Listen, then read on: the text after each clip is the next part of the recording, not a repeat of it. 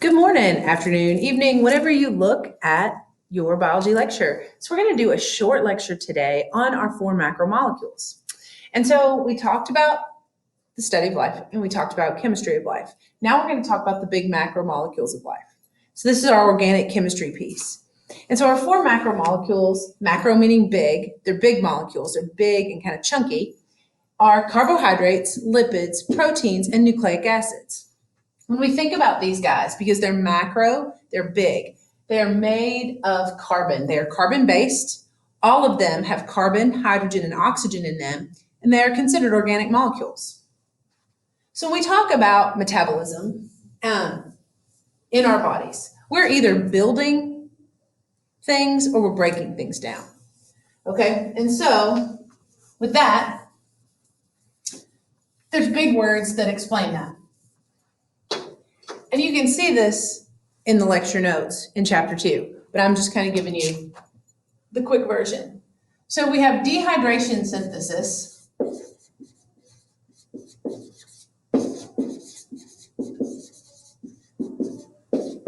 And we have hydrolysis. Okay? Synthesis just means to make. And you know if you're dehydrated, you don't have water. You need some water. So dehydration synthesis is building polymers by removing water. Poly meaning many, okay? Macro is big, so poly means many. Mono means one, okay? So hydrolysis, hydro means water, lysis means to break. So this is breaking polymers into monomers by adding water. And that's essentially, guys, that's all metabolism is. It's all the chemical reactions in your body. And the chemical reactions are going to be building stuff or breaking stuff. All right? Dehydration synthesis, building stuff by removing water. Hydrolysis, breaking stuff by adding water. Now let's talk about our macromolecules themselves. We're going to start with carbs.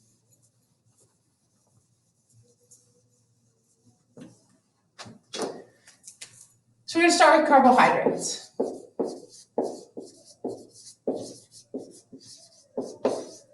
Okay, fun facts, all right? Carbohydrates, the elements involved are carbon, hydrogen, and oxygen, okay? And your function of carbs, it's your main source of energy.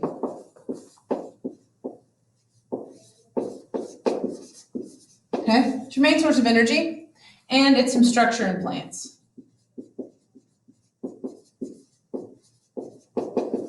Alrighty? Now, your monomer for a carb is a monosaccharide. Saccharide means sugar. And your polymer is going to be a polysaccharide. Okay, you got polysaccharides, you have disaccharides. Monomer, your monosaccharide is going to be glucose. Glucose is your most famous carbohydrate, your famous monomer. They have a ring-like structure that kind of looks like this. Okay. Polysaccharides, that's starch and glycogen. Starch is the main storage piece for plants. Glycogen is for us and animals. So when we eat those complex carbs, okay, we get glycogen stores in our muscles. So when we're running or we're working out, that is what the body is using at first before it starts to burn the fat. So polysaccharides, glycogen, starch. There's disaccharides. Di means two, like lactose.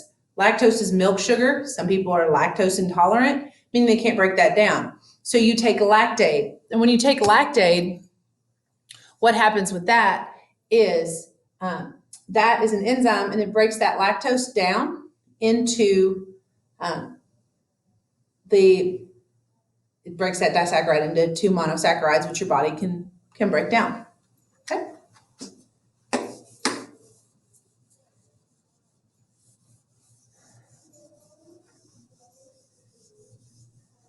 There's way more information in the lecture notes. I'm just giving you the quick rundown. Lipids. Okay, so lipids are fats, oils, waxes, steroids. They do not have a monomer or a polymer. They have family groups like triglycerides. You've got cholesterol, which are your steroid groups, testosterone, estrogen, things like that. They are also made of carbon, hydrogen, and oxygen. And lipids are used for insulation and long-term energy.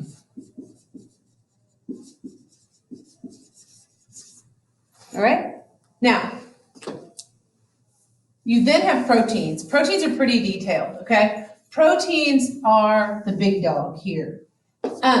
Proteins have carbon, hydrogen, oxygen, and nitrogen. Sean, remember from the first chemistry piece, we talked about the elements that are important to me, the elements that are important in biology. All right? Proteins are big globular molecules. They're big and they're 3D. Okay, they have 4 different structures. They've got primary, secondary, tertiary, and quaternary structure. Primary is just all your little amino acids hooked together, kind of like beads on a pipe cleaner. Secondary is it's starting to fold in on itself. You have a beta pleated sheath that looks like a fan, or an alpha helix, which looks like a little pig's tail. And that is starting to curl down upon itself, that protein, and the bonds are being made. Then you have your quaternary structure, which is the 4, but the tertiary is like the 3. It's like a big molecule, and then quaternary is when they all hook up together. Like hemoglobin. Hemoglobin has 4 big old proteins in it. Okay, so they're big and they're 3D. Their monomer is an amino acid, and their polymer is a polypeptide. Okay. Proteins are really important because their function is everything except energy. Carbs and lipids are your energy sources. Proteins do everything else, okay? Proteins are used in your body for cell communication. They're used in your body for the immune system, your antibodies. They're used in your muscles to move. They're used in your face to keep you wrinkle-free. They're used in your hair and nails. So proteins do everything. Proteins are also how DNA gets its information across, okay? DNA makes RNA, which is in the next piece, nucleic acids. RNA makes proteins, which tell your body to do what it does. The reason I have curly hair is because my DNA makes RNA that makes a protein for curly hair, okay? So proteins are huge and they do a lot of things. And they're really important, okay? And their structure is important. And so when we talked yesterday about how our body needs to be in homeostasis, proteins are very homeostatic. They like a specific temperature, a specific blood pH, a specific saltiness. And if that temperature gets too high, those bonds in that big globular protein start to break and start changing that protein shape. And once you change that protein shape, then its function doesn't work and they become denatured. So that's really, really important. And proteins do everything, right? They're the reason that we can do, like they're the reason that we break down certain substances in our body and we don't get a brain disease because that substance gets broken down instead of builds up in our brain. Just proteins are really cool. So if you spend some extra time learning about some proteins, let me know. Now we're going to hit nucleic acids.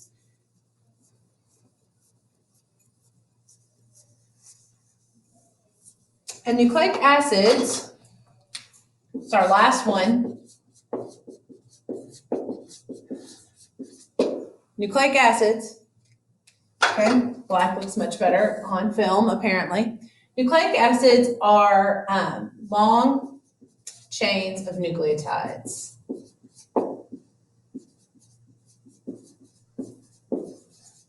Okay, the nucleotide itself is the monomer. Okay, the nucleic acid is the polymer, DNA, RNA, and ATP. Okay, so What is a nucleotide? A nucleotide is this little unit that has a nitrogen base, a sugar, and a phosphate. Your polymers are DNA and RNA. Okay? DNA is what carries your heredity information. RNA is what does the work. Okay? DNA, you get half your DNA from your mom, half your DNA from your dad. DNA lives inside the nucleus, inside every cell where it's protected. Because if it didn't, there are enzymes in the cytoplasm that would cut it up. And you would not be able to get the proteins made that need to happen. So DNA makes RNA. RNA shoots out of the nucleus, goes to a ribosome in the cell, which we'll talk about next chapter, and makes proteins so that the proteins do everything. Hence, the COVID vaccine. It's an mRNA vaccine, all right? You don't get any COVID virus in your body. What you get is an mRNA. And that mRNA goes to the protein and makes the protein for the spike protein on the outside of the virus. When your immune system sees that spike protein, it kills the coronavirus. Your immune system is really detailed. We'll talk more about that later, but it takes about 14 days for your immune system to realize there's a foreign body, takes all the pictures, tells all the other cells to kill it. Okay? This is immunity in a box, really fast. And that's when it's a novel virus like the coronavirus, our body's never seen it. So it has to do all the things. And it takes too long to figure out, right, that it's invaded us. And so our body mounts the immune response. And that immune response is actually sometimes what makes us sick. And it is actually can be deadly to us because we have so much inflammation and our body shuts down because our body is mounting such a defensive immune response, okay? Almost like a nuclear bomb. So once you get the virus and your body has seen it and those pictures are made and taken and the T cells and the B cells and the killer cells know what it looks like, when it enters your body, they immediately kill it because they've got it's identified. So that's RNA. Your body makes it. It's not scary, okay? We'll talk more about DNA and RNA here in the next few chapters and the importance of that.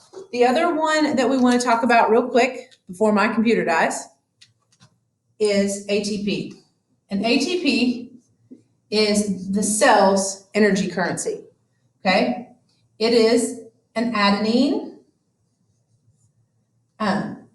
and 3 phosphates. P. Okay, you got your sugar and adenine. So when your cell needs energy, it breaks off one of the phosphates, okay, and releases energy, and the cell uses that energy, okay? Remember, energy is neither created or destroyed. It just keeps recycling. Chemical reactions will happen, and you'll get that phosphate re-added to the ATP. And then there it is again, ready to give that energy to the cell. So nucleic acids, their job, their function, DNA is to carry heredity information. RNA is to take that information and make it into proteins so that our body can function. And ATP is the energy currency of the cell. All right, next lecture is going to be about cells. So have a good day.